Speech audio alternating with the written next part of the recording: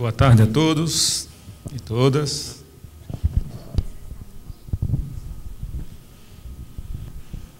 Muito obrigado, doutora Rosana. Muito obrigado pelo convite à SMAF, ao grupo de pesquisa, Análise Econômica do Direito, a SEJUF, enfim, todos que organizaram este evento. O tema que a mim foi dado para a exposição tem o seguinte título: Análise Econômica do Direito e Seguridade Social. Eu faria uma advertência preliminar, lembrando que vou ser rigoroso quanto ao tempo, porque sou muito disciplinado. Envolve a menção a um marco teórico. Não é? Por quê? Porque o que eu vou aqui falar tem que envolver a ideia de crise, né? De crise. Na medida em que essa questão da crise, né, e a crise que falo, ligada ao tema da minha exposição, é a crise econômica relacionada com a crise da Previdência, ou seja, da Seguridade Social. Só que essa crise, né, não é de hoje, né, é de longo tempo, né, e para não ir muito longamente na história, né, bastaria mencionar aqui reformas previdenciárias que já foram feitas, por exemplo, no governo Fernando Henrique Cardoso, mesmo nos governos do PT, né, e agora nós estamos em debate no Congresso Nacional com a reforma da Previdência do atual governo. Né. E o discurso é sempre o mesmo, né, o rombo da Previdência Social, não é? As contas públicas que não fecham em função dessa questão. Não é? O que ninguém diz claramente para a gente é se esse rombo realmente existe. Não é? Pode até ser que exista, não é? Mas nunca se apresentou para a sociedade brasileira uma auditoria séria e consistente sobre esse tema.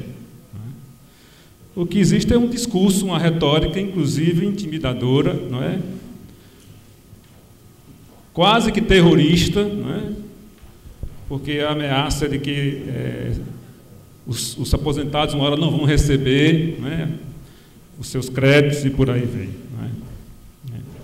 E aqui ou ali, às vezes, aposentados são chamados por governantes de vagabundos ou coisa parecida. Né? E o grande vilão dessa história toda, né, o maior vilão, é aquele que trabalha, né, para o serviço público, para a sociedade brasileira, no que se refere ao serviço público. Né? São os privilegiados, né, e por aí vamos. Então, privilegiados, né, que até depois que se aposentam, né, são chamados a pagar a conta. Não é? Recordem-se, por exemplo, do famoso tema da contribuição dos inativos, quer dizer, aqueles que já contribuíram, se aposentaram, né, e depois foram chamados a pagar essa conta. Né? Então, essa é a introdução que eu queria fazer como uma reflexão, não é, ao que a gente vai aqui tratar. Não é? Então, isso realmente envolve algumas perguntas que terão que ser respondidas. Né? Eu já introduzi uma, né? Se realmente existe o rombo, não é, nas contas da Previdência.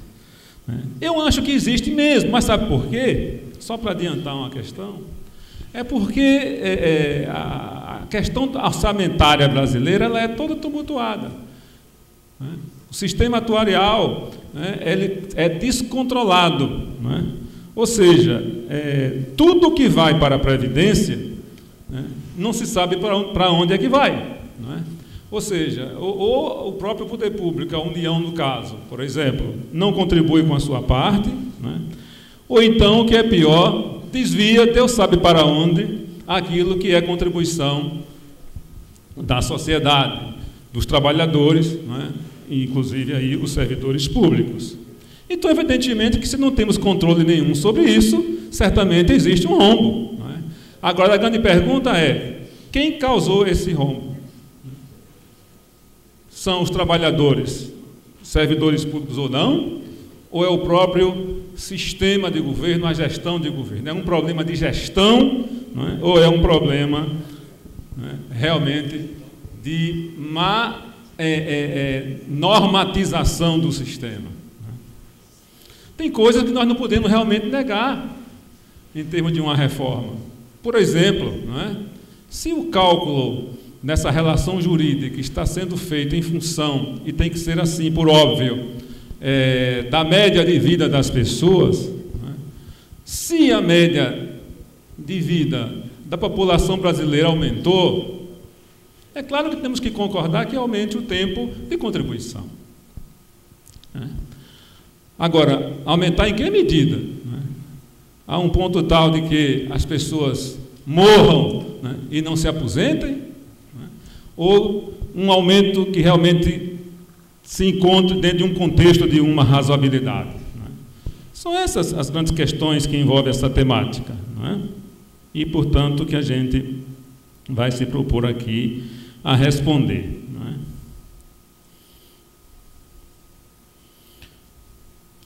Primeira questão, o problema da crise. Né? A ideia de economia, vista como um problema de gestão de escassez, porque os bens existentes na Terra são insuficientes, né? Então, diríamos que vivemos em uma crise constante, não é? Porque sempre estamos em situação de escassez. Mas as coisas não podem ser colocadas dessa maneira. Né? Crise seria uma situação realmente de graves dificuldades, como, por exemplo, o país vive uma crise de desemprego hoje, porque não é possível, né, que permaneçamos com índice acima de 12% de desemprego. Isso é uma crise, sem nenhuma dúvida. Né? E que afeta a questão também da Previdência, sem nenhuma dúvida. Não é?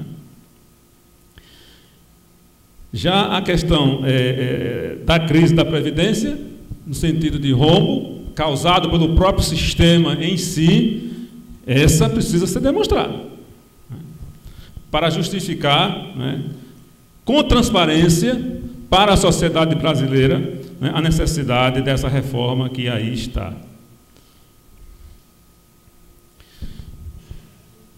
Então, no contexto do tema que eu estou aqui tratando, né, Seguridade Social, já envolve essa expressão a ideia de segurança. Seguridade tem tudo a ver com segurança. Não é? Seguridade, no que se refere à questão da previdência social, leva à ideia elementar e evidente de que as pessoas que trabalham, não é, em certo momento da vida, com o seu desgaste físico, não é, não poderão mais trabalhar. Então precisam, a partir de certo momento da vida, de deixar de trabalhar, né, e ter como sobreviver. E para tudo isso existem cálculos para serem feitos, né? E aí ideias de isonomia, de justiça e tudo mais, né? E, portanto, isso envolve um princípio fundamental de qualquer sistema jurídico, que é a ideia de segurança, né? E a palavra aí, seguridade, já indica tudo isso. O problema é que, em um país como o nosso, né, a questão da seguridade envolve um dilema muito grave, né? Grave, que é a enorme dívida, e essa é evidente, né, social e, portanto, também econômica, da sociedade brasileira, do Estado brasileiro. Né? Na questão os temas que aqui já foram tratados e vão ser tratados envolvem tudo isso. Né? A questão da miséria, né? A questão do desemprego, né? A questão mesmo dos grupos vulneráveis, em todos os demais aspectos, gente que passa fome, não é? Nesse país, não é? O problema da saúde, não é? A grande massa de pobres e miseráveis que ainda temos que conviver com esse dilema, não é? Tudo isso envolve a análise econômica do direito, não é? e, portanto, segurança jurídica. Então, grande margem, né, da seguridade vai envolver um outro aspecto, né, que é a da assistência social. E aí já começa um problema, né, de misturar as coisas. Né? Então, na minha opinião, deveríamos separar, não é, o problema da assistência social, né, da previdência social. Os que contribuem é um sistema. A assistência é outra. A assistência que é devida, assim, não é, aos grupos mais vulneráveis do nosso país. Então, esse é um ponto a ser considerado. Não é? Não tem nenhuma dúvida. Então, em matéria de direitos sociais,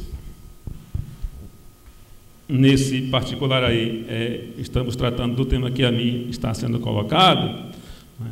Temos que trabalhar assim, né, com a ideia de proibição de retrocesso social. Né? A tendência é que tenhamos que garantir direitos, né, no particular aqui, direitos sociais, e que não devemos retroceder com relação a isso. Esse é um problema do nosso constitucionalismo, que nesse ponto foi tardio, não é? Tardio, não é? Como tudo no Brasil nessa matéria chega muito tarde, não é? Chega muito tarde, de garantir direitos sociais. Mas não adianta garantir direitos sociais na Constituição ou nas leis sem efetividade. E esse é o grande desafio, né, de uma sociedade como a brasileira, né, onde a nossa elite não quer abrir mão de nada, né, de nenhum privilégio que já tem. Se fosse depender da elite brasileira, nós ainda estaríamos no tempo da escravidão como instituto válido no sistema. Não tenho dúvida disso. Aliás, a escravidão está aí.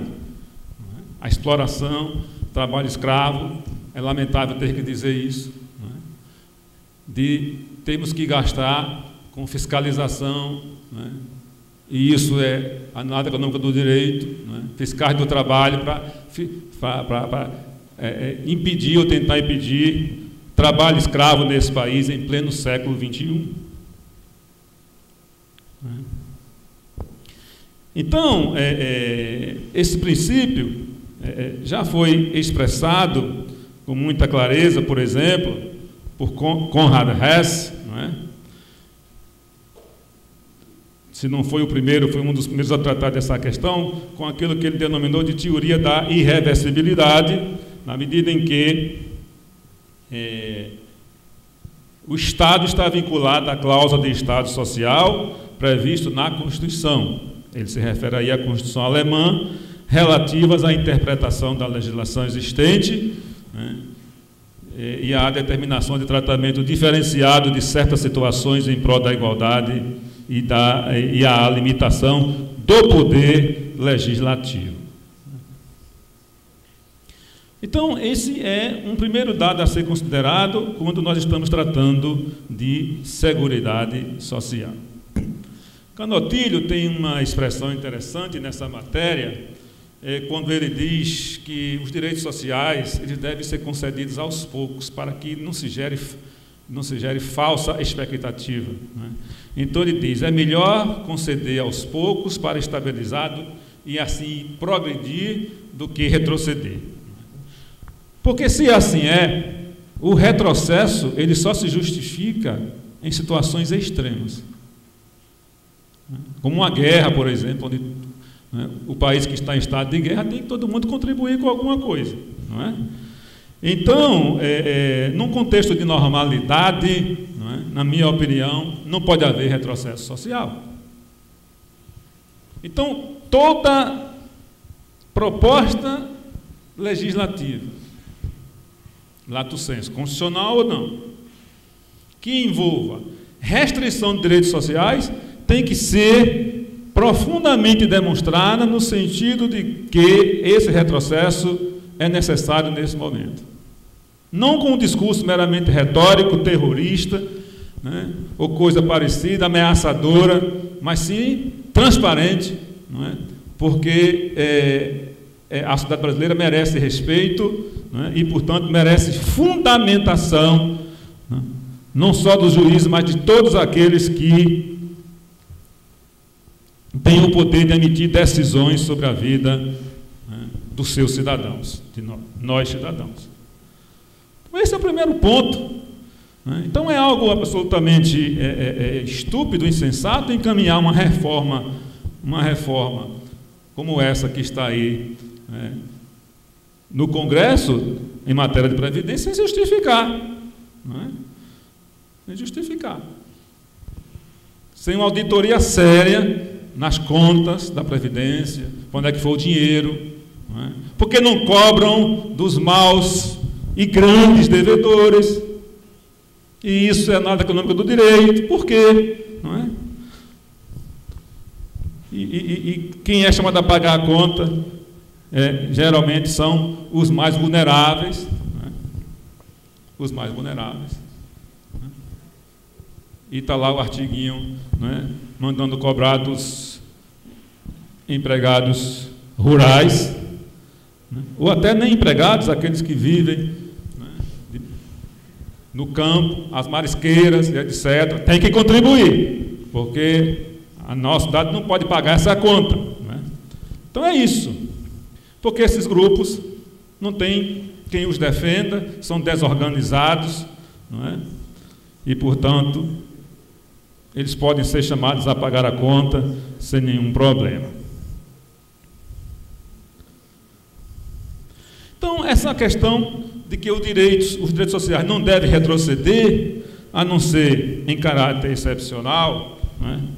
Ele sofre combate forte, não é, de diversas teorias, não é, em torno do problema jurídico, porque o problema jurídico, na medida em que os temas dessa natureza são frequentemente levados ao sistema de justiça, e particularmente no Brasil, não é? Então, vai se falar aqui hoje, não sei se já se falou, sobre a questão da saúde, por exemplo, não é, que é um dos temas mais sensíveis. Aí vem a ideia dos custos, não é, da desorganização do orçamento e tudo mais, não é? Mas por que as pessoas batem as portas da justiça? Porque o sistema, do ponto de vista de quem devia gerir, não funciona. Não funciona. Não é? E os juízes têm que saber, e sabem, é claro que sabem muito bem, não é, que quando decidem aqui ali, principalmente em casos individuais, nada mais fazem do que paliativos de uma ou outra pessoa isolada. Apesar disso, vêm as queixas, sobretudo no estado do Sul, né, que isso desorganiza o orçamento. Né? Pode ser que desorganize, não é? Mas pelo menos tem uma função de advertir, não é, a quem administra, né, a necessidade de fazer cumprir os direitos sociais, porque direitos sociais não podem ser promessas. Na minha concepção, é uma insensatez eu queria imaginar que justamente os direitos sociais, como direitos fundamentais dentro do contexto dos direitos humanos, não mereçam algum tipo de proteção, né, se quem administra não atua. Paciência. Se não são direitos, então é melhor, né, tirar isso da Constituição. Assim, portanto, esse é o grande desafio. Ninguém pode ter dúvida de que, né, os direitos sociais, saúde, inclusive, né, é papel do Estado. É papel do Estado administrador. Já que os direitos estão previstos, inclusive, na Constituição. Ninguém pode ter dúvida quanto a isso. É um problema da política, da administração. Por isso que nós estranhamos aqui, ao mesmo tempo não estranhamos, como um jurista, não é? Ícone do garantismo jurídico, como Ferrajoli, não é? Diz, não é, que o direito à saúde, como os direitos sociais, não é um problema da jurisdição. Não é? Isso é lá na Itália. Então precisa a gente distinguir as coisas como modelo, teoria, né? Teoria geral, né? Modelo que pode servir em tese, das situações concretas do país A, B ou C. Nós estamos no Brasil, não estamos na Itália, não estamos na Alemanha. Né? Então, um jurista europeu que aqui chega vai estranhar, e tem mais daqui estranhar mesmo, porque os juízes brasileiros estão atuando fortemente nesse campo. É porque, infelizmente, a administração não funciona. Não funciona. Não é? Agora, também uma coisa é certa. Não é? Se ela não funciona, e se também não funciona o sistema de justiça, só tem uma consequência. Morram, explodam, como dizia aquele personagem de Chico Anísio. Pobre, eu quero é que se exploda. Eu quero é que se exploda. E pronto. Não é? Então, quando a gente fala em teoria consequencialista do direito, não é? Ela não pode ser vista ou não pode servir como combate, certo? A quem entende que os direitos sociais, certo, merecem, nesse país pelo menos, proteção judicial. Porque tudo tem impacto econômico. Não é? É claro que a teoria consequencialista não é apenas uma questão da consequência econômica, não é? Mas, na minha visão, a teoria econômica do direito, né, também tem uma conotação consequencialista, porque analisa o problema no contexto das consequências econômicas. Então, é bom ter um debate como esse aqui, não é? Porque é preciso ter em conta que, quando se fala em análise econômica do direito ou consequências econômicas de uma decisão, nós temos que ter em conta não apenas a questão da economia em relação ao Estado, matéria de saúde, previdência, aliás, não só do Estado, né, dos planos de saúde privados também, não é? Mas no caso de nós juízes federais, mais na questão do Estado, não é? Porque, como já se lembrou aqui hoje, aquele dinheiro que deixa de pagar a conta do medicamento para tratar o câncer de um pobre diabo, um miserável, não é? Vai para onde? Vai para o Estado. Sim, mas vai para o Estado para onde? Para pagar corrupção, para construir obras faraônicas, ou para que é? Ou é para cobrir realmente os seus direitos sociais? Então, esse é o dilema, não é? Então, não sabemos quando é que vai o nosso dinheiro. Um célebre ministro da Economia já disse uma frase muito célebre, que o Brasil é uma Belíndia, não é? Ou seja, tributação de uma Bélgica e serviços de uma Índia, não é? Coisa desse tipo, não é? Nesse país. Mas o fato é que nada, absolutamente nada, contra a análise econômica do direito, não é?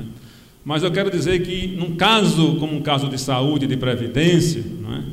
Temos que ver a análise econômica na vertente de para onde vai o dinheiro, não é? No caso do plano de saúde, no caso do Estado, não é? Mas também há outra consequência econômica, não é? Porque um direito social que se retira de alguém, não é? Vai ter afetação econômica, não é? Vai ter afetação econômica naquele lar, não é? Aquela pessoa, não é? Que deixou de receber, não é? Em que situação vai ficar, não é? A doença que não cura, o impacto em outros membros da família, não é? Enfim, uma série de consequências desastrosas que têm reflexo econômico, não é? A economia que não gira naquele lugar, não é? Muitas pequenas cidades brasileiras giram em função dessas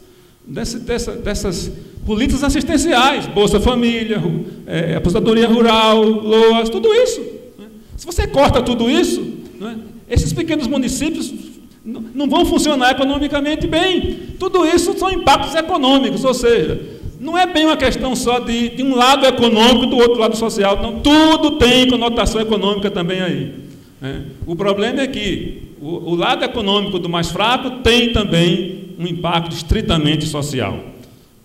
Então, isso que a gente tem que ver quando estamos tratando da análise econômica do direito, né? Eu disse que ia ser disciplinado, e você, porque a gente tem que respeitar os colegas que ainda vão falar. Muita coisa aqui eu ia me referir, mas eu quero dizer alguns aspectos mais que, ao meu ver, são evidentes só para chegar a uma conclusão, né? Certas frases, algumas até em livros, né, são exatas, mas não podem servir como ironia, mas sim como reflexão, e nem como indicador de olhar só para um lado, né?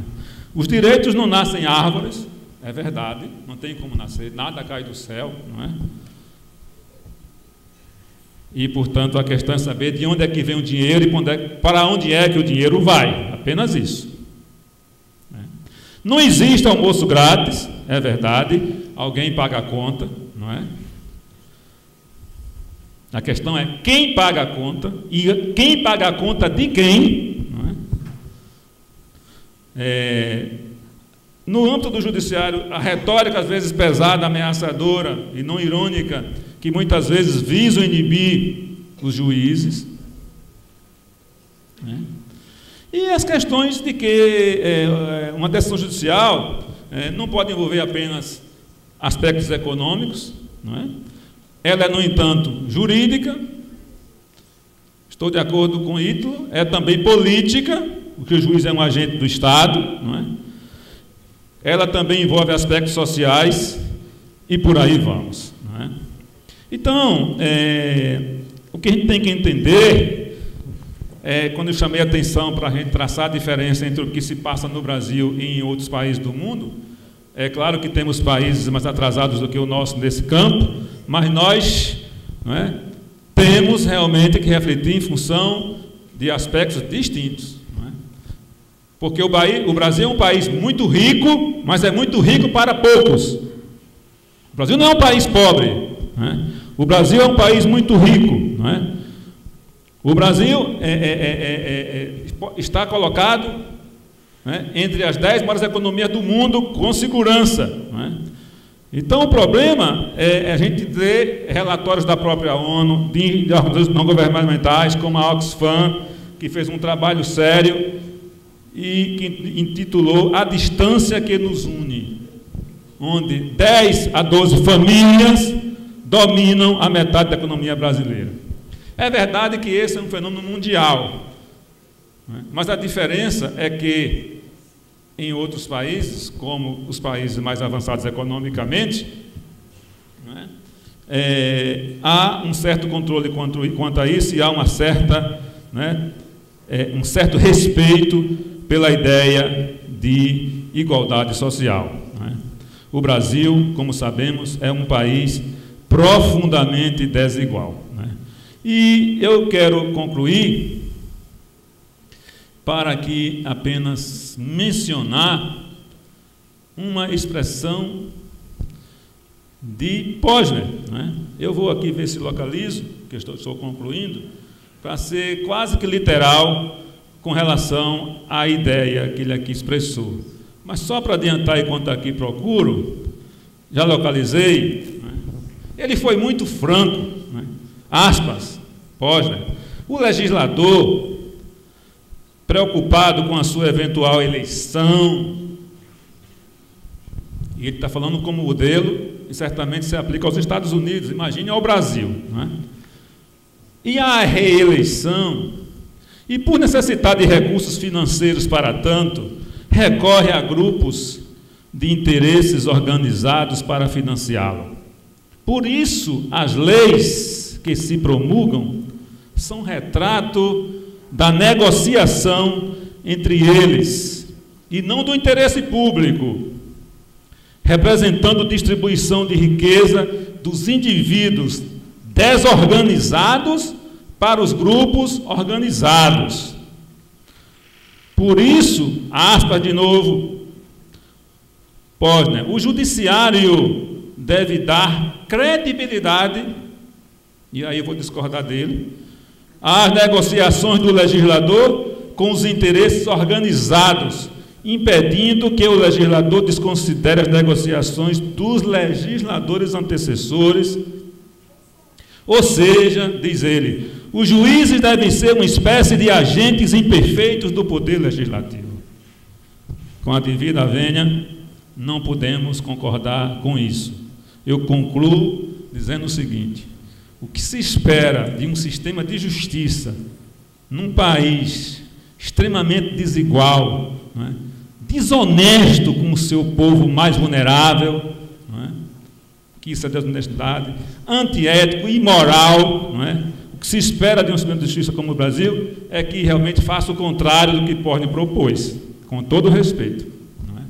Ou seja, que garanta, né, aos seus cidadãos, né, que tenham seus direitos sociais violados, particularmente no campo da Seguridade Social, que é o meu tema, que faça respeitar os seus direitos, que analise tudo globalmente, do ponto de vista econômico, do ponto de vista social, do ponto de vista político, do ponto de vista jurídico, que faça prevalecer a Constituição, né, e respeitando duas diretrizes fundamentais de qualquer sistema que se preza como ordenamento ou como estrutura: busca da igualdade e da segurança jurídica. Obrigado.